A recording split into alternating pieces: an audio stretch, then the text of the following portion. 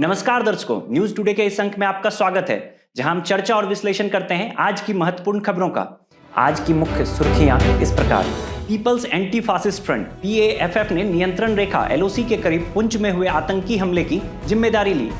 बिहार में बालू का अवैध खनन करते हुए 18 माफिया गिरफ्तार किए गए और 24 नाव जब्त की गई। चीन ने दुर्लभ भूतत्व रेयर अर्थ एलिमेंट प्रसंस्करण प्रौद्योगिकियों के निर्यात पर प्रतिबंध लगाया। केंद्रीय विद्युत मंत्रालय ने कार्बन क्रेडिट ट्रेडिंग योजना सीसीटीएस में सुधारों की घोषणा की है। मुख्य आर्थिक सलाहकार के कार्यालय के अनुसार सॉवरेन क्रेडिट रेटिंग प्रक्रिया में सुधार समय की मांग है। पालना योजना के तहत आंगनबाड़ी सह क्रेच पर राष्ट्र स्तरीय कार्यक्रम आयोजित किया गया। अब खबरों को विस्तार से समझते हैं। चलिए जानते हैं आज की पहली मुख्य खबर को।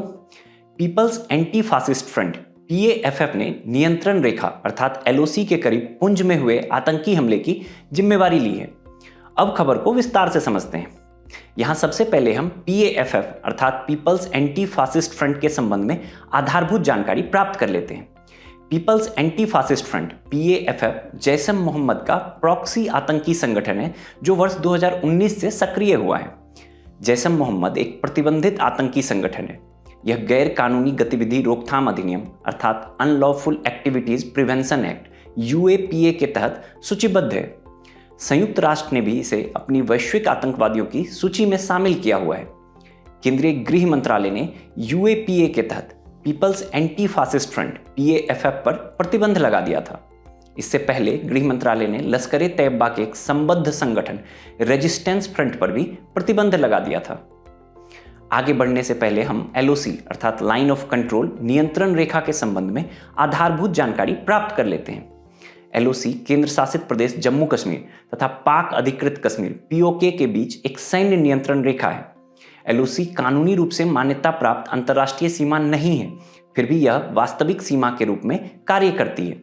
इसका निर्धारण वर्ष 1971 के भारत पाकिस्तान युद्ध के बाद हुए शिमला समझौते के तहत किया गया था। यहां नियंत्रण रेखा या एलओसी पर सुरक्षा खतरों को समझ लेना भी महत्वपूर्ण रहेगा, जो इस प्रकार है।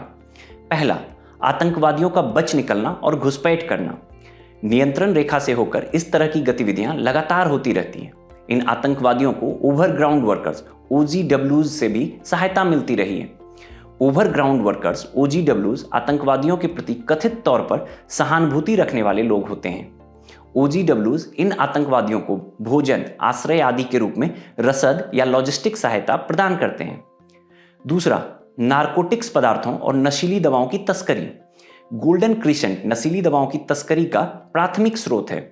यहां ध्यान रखने वाली बात है कि ईरान, अफगानिस्तान, पाकिस्तान में अफीम उगाने वाले क्षेत्रों को सामूहिक रूप से गोल्डन क्रिसेंट कहा जाता है।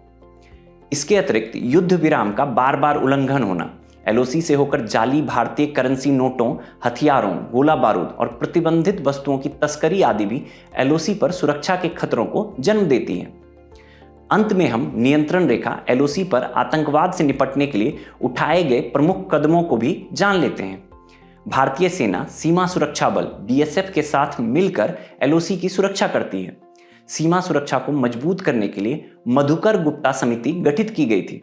इस समिति ने अपनी रिपोर्ट में सीमा चौकियों का निर्माण, फ्लड लाइटिंग, बाड़ लगाने का काम इत्यादि की सिफारिश की थी। भारत पाकिस्तान सीमा पर व्यापक एकीकृत सीमा प्रबंधन प्रणाली अपनाई जा रही है। इसके तहत जरूरत पड़ने पर त्वरित कदम उठाने के लिए सशस्त्र बलों, सेंसर, खुफिया नेटवर्क और कमांड नियंत्रण का एकीकरण किया जा रहा है। अब रुख करते हैं आज की दूसरी बड़ी खबर का। बिहार में बालू का अवैध खनन करते हुए 18 माफिया गिरफ्तार किए गए और 24 नाव जब्त की गई हैं। दुनिया में बालू यानी रेत पानी के बाद दूसरा सबसे अधिक दोहन किया जाने वाला प्राकृतिक संसाधन है। भारत में बालू के मुख्य सोर्सेस की बात करें तो नदी बेसिन और बाढ़ के मैदान, झीलें व जलाशय, खेत, तटीय, समुद्री रेत, प्राचीन जलधाराओं के मार्ग जैसे सोर्सेस से बालू की प्राप्ति होती है। बालू के खनन से कई प्रकार के दुष्प्रभाव हो सकते हैं, जैसे कि बालू के खनन से जलीय और तटवर्ती पर्यावासों की जैव विविधता को नुकसान होता है, तटों का अपरदन होता है, डेल्टा की संरचनाओं और खनन क्षेत्रों में जल अपवाह व समुद्री धाराओं में बदलाव आता है। नदियों से बाढ़ आने का जोखिम बढ़ता है और जल स्तर में कमी भी आती है। भूजल प्रदूषित होता है और बाढ़, सूखा जैसी भयानक आपदाएं बढ़ जाती हैं, जिससे सुरक्षा प्रणाली काफी कमजोर हो जाती है। बालू के खनन को रोकने में सर्वोत्तम तरीकों को अपनाने के लिए सरकार ने कुछ उपाय सोचे हैं। पहला उपाय है खान और खनिज विकास और विनियमन अधिनियम 1957 MDR एक्ट के तहत बालू को गौड़ खनिज के रूप में वर्गीकृत किया गया है। गौड़ खनिज का प्रशासनिक नियंत्रण राज्य सरकारों के पास है, इसलिए राज्य सरकारें अपने हिसाब से नियम बनाकर इनके खनन को विनियमित करती हैं। केंद्रीय पर्यावरण, वन और जलवायु परिवर्तन मंत्रालय ने भी अपने स्तर पर सतत रेत खनन प्रबंधन दिशा निर्देश 2016 जारी किए हैं। इसी तरह खान मंत्रालय ने भी रेत खनन फ्रेमवर्क 2018 तैयार किया है। इस फ्रेमवर्क में क्रश्ड रॉक फाइन्स से मैन्युफैक्चर्ड सैंड और कोयला खदानों के ओवरबर्डन से रेत प्राप्त करने का उल्लेख है। चलिए अब जानते हैं आज की तीसरी मुख्य खबर को।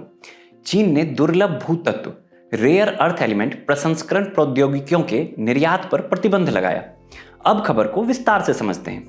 विश्व में रेयर अर्थ एलिमेंट्स के खनन में चीन की हिस्सेदारी 63% है। चीन द्वारा दुर्लभ भूधातुओं और मिश्र धातु सामग्रियों के लिए प्रयुक्त उत्पादन तकनीक एवं कुछ दुर्लभ भूचुंबक रेयर अर्थ मैग्नेट्स तैयार करने की तकनीक के निर्यात पर प्रतिबंध लगाया गया है। आगे बढ़ने से पहले यहाँ रेयर अर्थ एलिमेंट्स के संबंध में आधारभूत जानकारियों को समझ लेना बेहतर रहेगा। रेयर अर्थ एलिमेंट्स 17 धात्विक तत्वों का एक समूह है। इस समूह में आवर्त सारणी के 15 लैंथेनाइड्स के अलावा स्कैंडियम और इट्रियम शामिल हैं।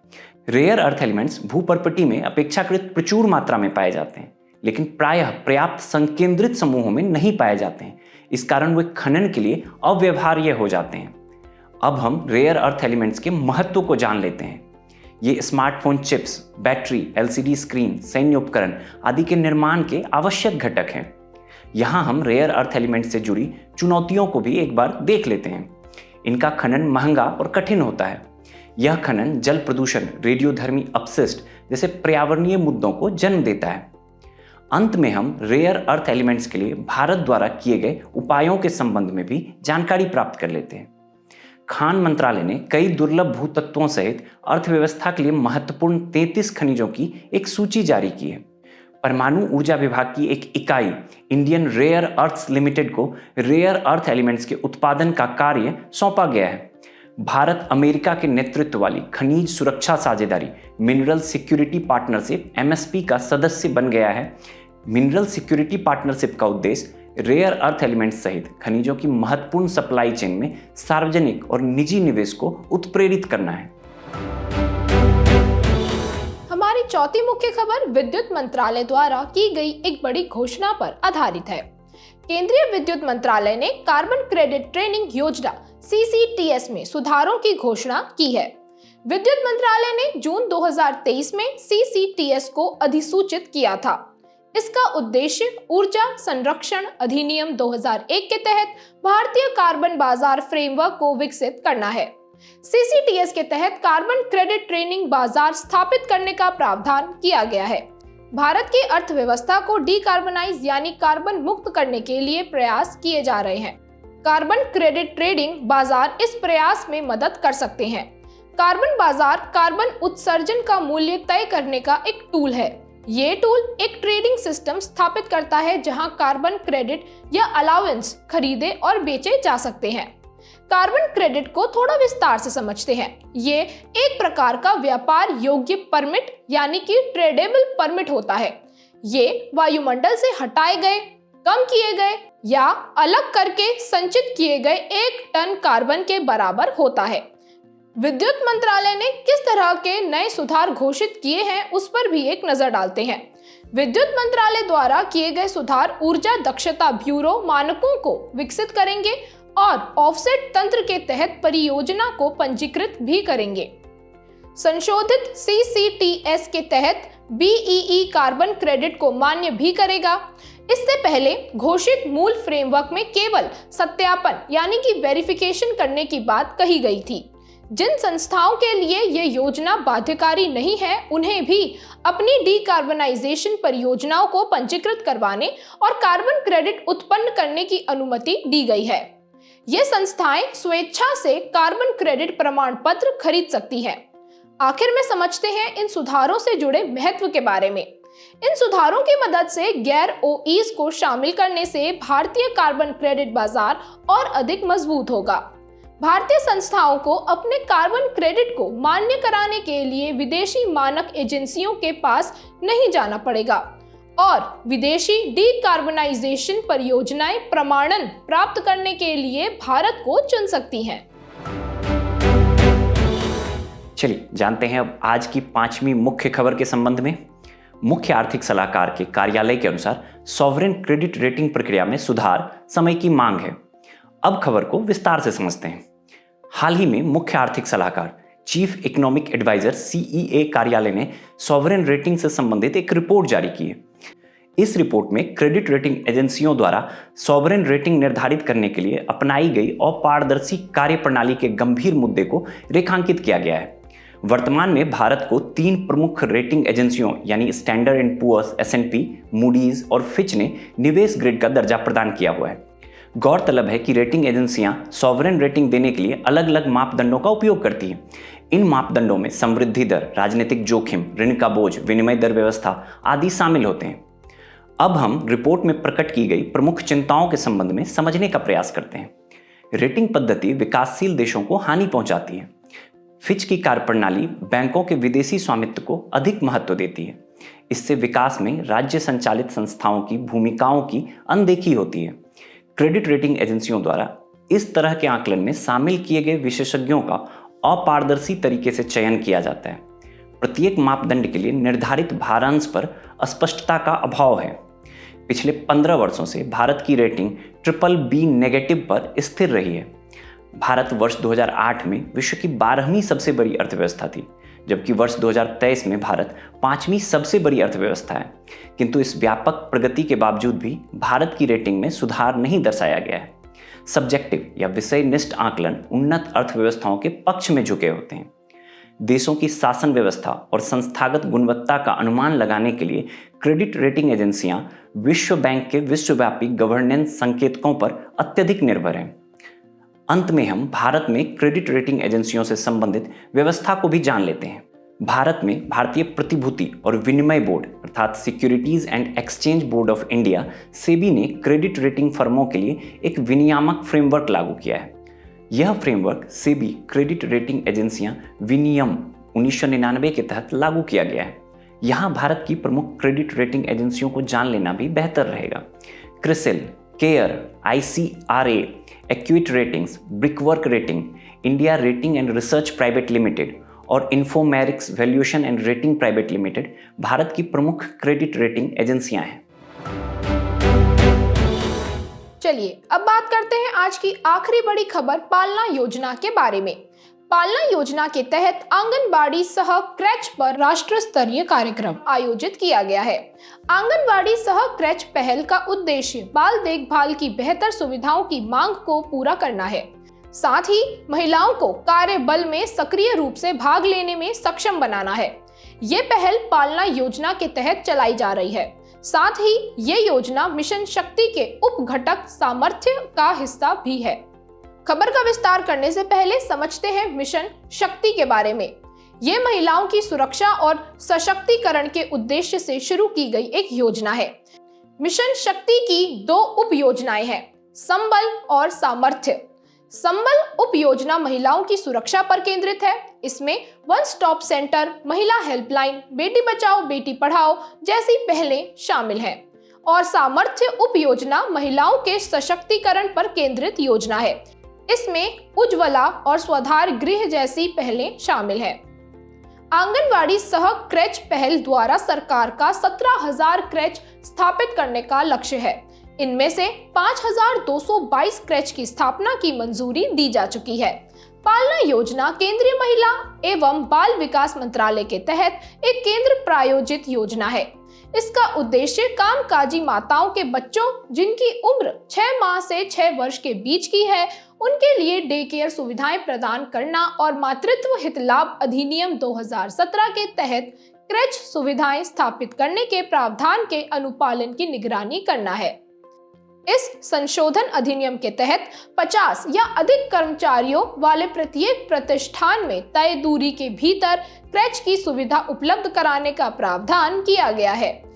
इतना ही नहीं, इस योजना का लक्ष्य बच्चों के पोषण व स्वास्थ्य संबंधी और संज्ञानात्मक विकास को बढ़ावा देना भी है। योजना के तहत कुछ मुख्य सेवाएं भी प्रदान की जाएंगी, जैसे कि 3 वर्ष से कम उम्र के बच्चों को उनके विकास के लिए प्रारंभिक प्रोत्साहन और माहौल तथा सोने की सुविधा उपलब्ध कराना, 3 से 6 वर्ष की आयु के बच्चों को प्री स्कूल शिक्षा प्रदान करना और पोषण 2.0 के लक्ष्यों के अनुरूप स्वास्थ्य जांच और टीकाकरण करना। आखिर में समझते हैं इस योजना से मिलने वाले लाभों के बारे में। पहला लाभ ये है कि इस योजना के जरिए डे केयर केंद्रों को संस्थागत बनाने में मदद मिलेगी। साथ ही भारत की केयर इकोनॉमी को औपचारिक स्वरूप प्राप्त होगा। इस योजना की मदद से व्यापक लैंगिक पूर्वाग्रहों और भेदभाव से निपटा भी जा सकता है और ये योजना बच्चों को सुरक्षा, स्वास्थ्य और पोषण जैसे लाभ भी प्रदान करती है। चलिए आखिर में अब बात करते हैं सुर्खियों में रहे व्यक्तित्व की। आज के हमारे व्यक्तित्व हैं श्री तारकनाथ दास। इनका जन्म 1884 में हुआ था। तारकनाथ दास अनुशीलन समिति के सदस्य थे। उन्होंने संयुक्त राज्य अमेरिका के पश्चिमी तट पर भारतीय छात्रों और मजदूरों के संगठन गठित किए थे और भारत की आजादी के लिए संसाधन जुटाने के अपने प्रयासों में उन्होंने 4 महाद्वीपों की यात्रा की थी। इतना ही नहीं, वे गदर पार्टी के लाला हरदयाल से भी जुड़े हुए थे। श्री तारकनाथ जी ने 1908 में द फ्री हिंदुस्तान अखबार प्रकाशित करना शुरू किया था और इंडिया इन वर्ल्ड पॉलिटिक्स उनकी प्रमुख रचनाओं में से एक है। हम श्री तारकनाथ जी से साहस, नम्रता, राष्ट्रवाद आदि जैसे मूल्य सीख सकते हैं। चलिए अब हम संक्षिप्त सुर्खियों को भी जान लेते हैं। पहला, एनवायरमेंटल इनहिबिटर्स। हाल ही में खाद्य और कृषि संगठन फूड एंड एग्रीकल्चर ऑर्गेनाइजेशन ने food safety implication from use of environmental inhibitors in agri food systems शीर्षक से एक रिपोर्ट जारी की है। एनवायरमेंटल इनहिबिटर्स कृषि खाद्य प्रणालियों के पर्यावरण पर हानिकारक प्रभावों को कम करने के लिए उपयोग किए जाने वाले तरीकों में से एक हैं। दूसरा, सल्वाजुडुम। राष्ट्रीय मानवाधिकार आयोग national human right commission NHRC ने केंद्रीय गृह मंत्रालय तथा 6 राज्यों को सल्वाजुडुम के पीड़ितों के बारे में जानकारी देने का निर्देश दिया है। सल्वाजुडुम स्थानीय गोंडी भाषा का एक शब्द है जिसका अर्थ होता है शांति का कारवां। सल्वाजुडुम अभियान में जनजातियों का एक सशस्त्र समूह छत्तीसगढ़ में माओवादियों से लड़ने के लिए तैयार किया गया था। यह अभियान वर्ष 2005 से 2011 के बीच चलाया गया था। नंदिनी सुंदर बनाम छत्तीसगढ़ राज्य मामले में सुप्रीम कोर्ट ने इसे प्रतिबंधित कर दिया था। तीसरा, भारत और बांग्लादेश के बीच पोत परिवहन सचिव स्तर की वार्ता ढाका में संपन्न हुई। चौथा, हिंद महासागर नौसेना संगोष्ठी। Indian Ocean Naval Symposium IONS का 8वां संस्करण रॉयल थाई नेवी ने थाईलैंड के बैंकॉक में आयोजित किया। यह भागीदार देशों के नौसेना अध्यक्षों की संगोष्ठी थी। इस संगोष्ठी में कोरिया गणराज्य की नौसेना को नए पर्यवेक्षक के रूप में शामिल किया गया है। इसके साथ ही Indian Ocean Naval Symposium IONS संगठन में 34 भागीदार हो गए हैं। इनमें 25 सदस्य और 9 पर्यवेक्षक शामिल हैं। पांचवा, भारत सरकार ने एशियाई विकास बैंक ADB के साथ $100 मिलियन अमेरिकी डॉलर के एक ऋण समझौते पर हस्ताक्षर किए हैं। यह ऋण त्रिपुरा में शहरी सेवाओं और पर्यटन सुविधाओं में सुधार के लिए है। छठा, नामदफा फ्लाइंग स्क्वेरल। विश्वामोयोप्टेरस विश्वासी नामदफा फ्लाइंग स्क्वेरल यानी उड़ने वाली गिलहरी अरुणाचल प्रदेश में फिर से देखी गई है। गौरतलब है कि इसे पिछले 42 साल से नहीं देखा गया था।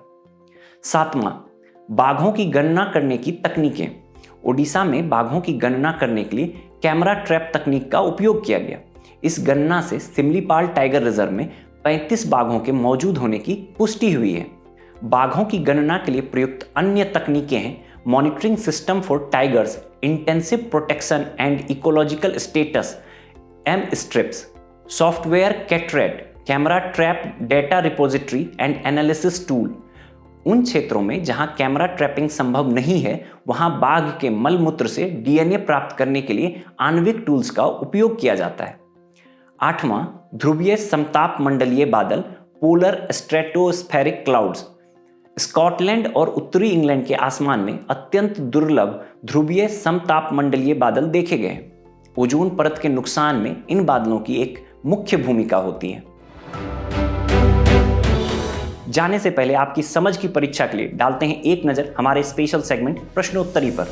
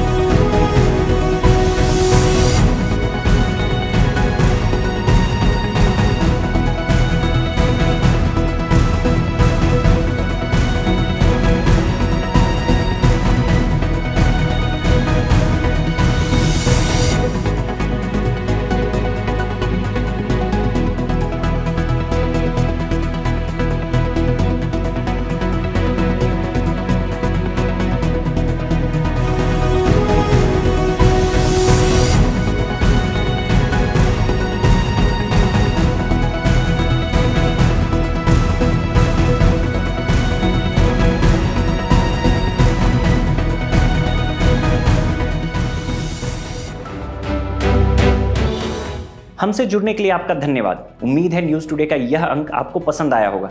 न्यूज़ टुडे की पीडीएफ को डाउनलोड करने के लिए और आज की क्विज के उत्तर के लिए डिस्क्रिप्शन में दिए गए लिंक पर क्लिक कीजिए।